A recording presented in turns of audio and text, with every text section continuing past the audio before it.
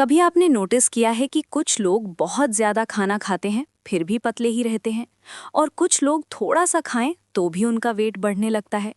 कुछ लोग बिना स्वेटर के ठंड में भी कंफर्टेबल रहते हैं, जबकि कुछ लोगों को हल्का ठंड भी बर्दाश्त नहीं होता।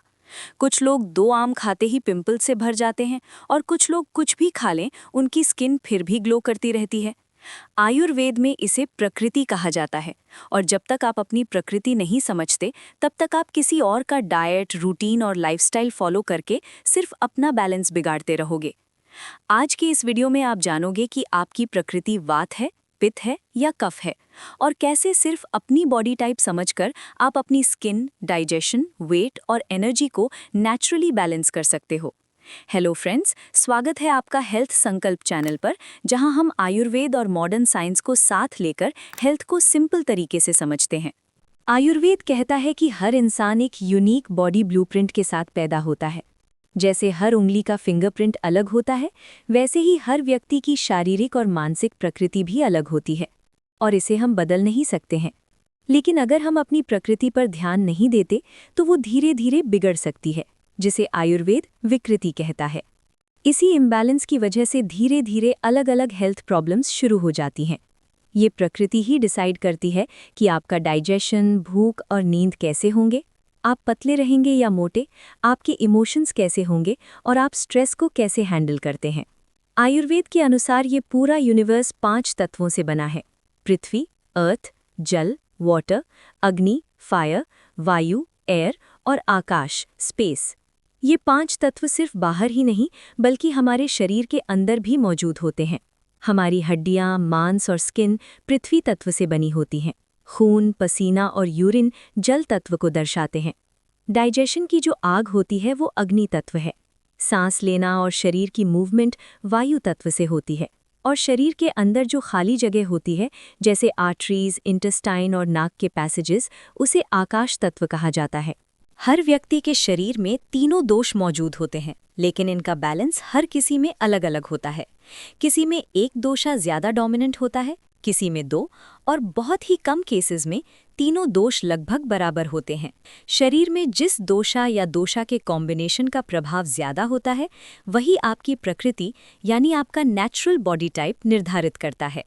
सबसे पहले बात करते हैं वात प्रकृति की। वात प्रकृति के लोग हवा जैसे होते हैं। उनका चलना भी फास्ट रहता है और बोलना भी फास्ट रहता है, और ज्यादा देर एक जगह टिक कर रहना इनके लिए मुश्किल होता है। ऐसे लोग अक्सर पतले होते हैं और उनका वेट बढ़ाना मुश्किल होता है।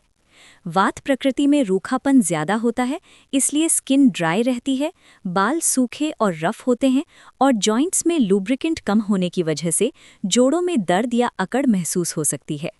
इन्हें ठंड ज्यादा लगती है, इसलिए गर्मियों का मौसम इन्हें ज्यादा कंफर्टेबल लगता है। इनकी भूख भी इर्रेगुलर होती है, कभी ज्यादा भूख लगती है और कभी बिल्कुल नहीं। मानसिक रूप से वात प्रकृति के लोग मल्टीटास्किंग होते हैं। एक काम पूरा होने से पहले ही दूसरा शुरू कर देते हैं, इसलिए एक ही काम पर लंबे समय तक फोकस करना इनके लिए थोड़ा मुश्किल होता है। उनके थॉट्स बार बार बदलते रहते हैं। ये लोग जल्दी सीखने वाले और क्रिएटिव होते हैं। इसी चंचलता की वजह से वात प्रकृति के लोगों में कभी-कभी घबराहट या एंग्जाइटी भी देखने को मिलती है। जब वात इम्बैलेंस में चला जाता है तो gas, bloating, constipation, joint pain और बॉडी स्टिफनेस जैसी प्रॉब्लम्स हो सकती हैं। मन रेस्टलेस हो जाता है, नींद डिस्टर्ब होती है और एंग्जाइटी बढ़ने लगती है। अब बात करते हैं कि वात को बैलेंस में रखने के लिए क्या-क्या ध्यान रखना चाहिए। वात को शांत करने के लिए ऑयलिंग सबसे बेस्ट थेरेपी है। अंदर से नरिशमेंट के लिए खजूर, भीगे हुए ड्राई फ्रूट्स, तिल के बीज, पम्पकिन सीड्स या सनफ्लावर सीड्स लिए जा सकते हैं। बाहर से ऑयलिंग के लिए तिल का तेल, नारियल तेल या मूंगफली के तेल से रेगुलर मसाज करना बहुत फायदेमंद होता है, जो जोड़ों और स्किन के लिए अच्छा होता है और रूखापन कम करता है। वात प्रकृति के लोगों के लिए रेगुलर टाइम पर खाना बहुत ज़रूरी होता है। डाइट में हल्का गरम, कुक्ड और थोड़ा ऑयली फूड रखना चाहिए। रात को सोने से पहले हल्का गरम दूध में थोड़ा सा घी मिलाकर पीना वात को शांत करता है और नींद को बेटर बनाता है।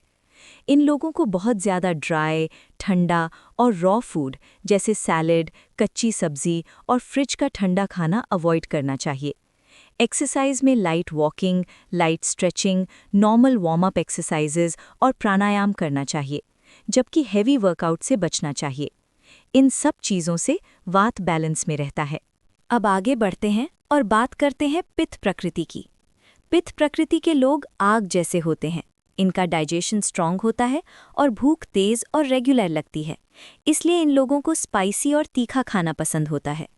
ऐसे लोग अक्सर मीडियम बॉडी स्ट्रक्चर के होते हैं और उनका वेट ज़्यादा फ्लक्चुएट नहीं करता। इनकी स्किन सेंसिटिव होती है, इसलिए जल्दी रेडनेस, पिंपल्स या रैशेस दिखाई दे सकते हैं। इनके बाल पतले होते हैं और जल्दी सफ़ेद या झड़ने की टेंडेंसी होती है। पित्त प्रकृति के लोगों को गर्मी ज़्यादा लगती है, पसीना भी ज़्यादा आता है और ज़्यादा गर्मी में इरिटेशन बढ़ जाती है, इसलिए ठंड का मौसम इन्हें ज़्यादा कंफर्टेबल लगता है। मानसिक रूप से ये लोग इंटेलिजेंट, फोकस्ड और गोल ओरिएंटेड होते हैं। ये डिसीजंस जल्दी लेते हैं, लेकिन इनमें गुस्सा जल्दी आता है, पेशेंस कम होती है और कभी-कभी दूसरों को कंट्रोल करने की आदत भी दिखाई दे सकती है। ज़्यादा पित्त बढ़ने पर बॉडी में गर्मी बढ़ जाती है। Acidity, mouth ulcers, pimples, rashes, excessive sweating और गुस्सा कॉमन हो जाता है। अब बात करते हैं कि पित्त को बैलेंस में रखने के लिए क्या-क्या ध्यान रखना चाहिए। इन लोगों के लिए कूलिंग और ठंडक देने वाली चीज़ें सबसे बेस्ट होती हैं। डाइट में सीजनल फ्रूट्स, सब्जी, दूध, घी और सिंपल घर का खाना बेस्ट होता है। इसके अलावा गुलकंद, नारियल पानी, सौंफ पानी, पानी में भीगे हुए सब्जा बीज, जीरा पानी और सिंपल छाछ जैसे कूलिंग ड्रिंक्स भी फायदेमंद होते हैं।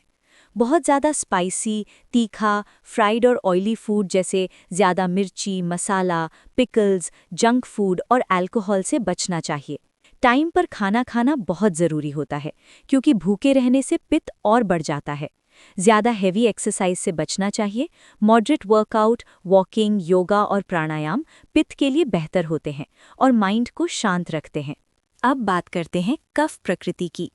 कफ प्रकृति के लोग स्वभाव से शांत, धैर्यवान और स्थिर होते हैं। ये लोग जल्दबाजी नहीं करते और हर सिचुएशन में बैलेंस बनाए रखते हैं। इनका चलना बोलना धीरे होता है और ये लोग ज़्यादा देर एक जगह कंफर्टेबल रह सकते हैं। जैसे पित्त प्रकृति में अग्नि तेज रहती है, वैसे ही कफ प्रकृति में अग्नि मंद रहती है, इसलिए इनका डाइजेशन धीमा होता है। ऐसे लोगों का बॉडी स्ट्रक्चर स्ट्रॉन्ग होता है और वेट बढ़ना आसान होता है, लेकिन वेट कम करना थोड़ा मुश्किल होता है। इन लोगों को नींद भी ज़्यादा आती है। कफ प्रकृति में स्निग्धता और हेवीनेस ज़्यादा होती है, इसलिए स्किन सॉफ्ट और स्मूथ रहती है और बाल घने और मजबूत होते हैं। मानसिक रूप से कफ प्रकृति के लोग शांत, पेशेंट और इमोशनली स्टेबल होते हैं। ये लोग एक काम को पूरी लगन के साथ करते हैं और एक बार सीख लेने पर चीज़ें लंबे समय तक याद रहती हैं। इनमें संतुष्टि का भाव ज़्यादा होता है। जब कफ इम्बैलेंस हो जाता है तो शरीर में भारीपन, थकान और सुस्ती बढ़ जाती है। वजन बढ़ने लगता है, सर्दी, खांसी, नाक बंद रहना और ज़्यादा नींद आने जैसी प्रॉब्लम्स हो सकती हैं। शरीर में ऊर्जा कम महसूस होती है। अब बात करते हैं कि कफ को बैलेंस में रखने के लिए क्या-क्या ध्यान रखना चाहिए। जैसे वात के लिए ऑयलिंग और पित्त के लिए कूलिंग ज़रूरी है, वैसे ही कफ प्रकृति के लिए एक्टिविटी, हल्कापन और मूवमेंट सबसे अच्छा होता है। एक्सरसाइज कफ के लिए बहुत ज़रूरी होती है। ब्रिस्क वॉकिंग, जॉगिंग, डांसिंग और थोड़ा एक्टिव वर्कआउट करें। सुबह जल्दी उठना और दिन भर एक्टिव रहना फायदेमंद होता है।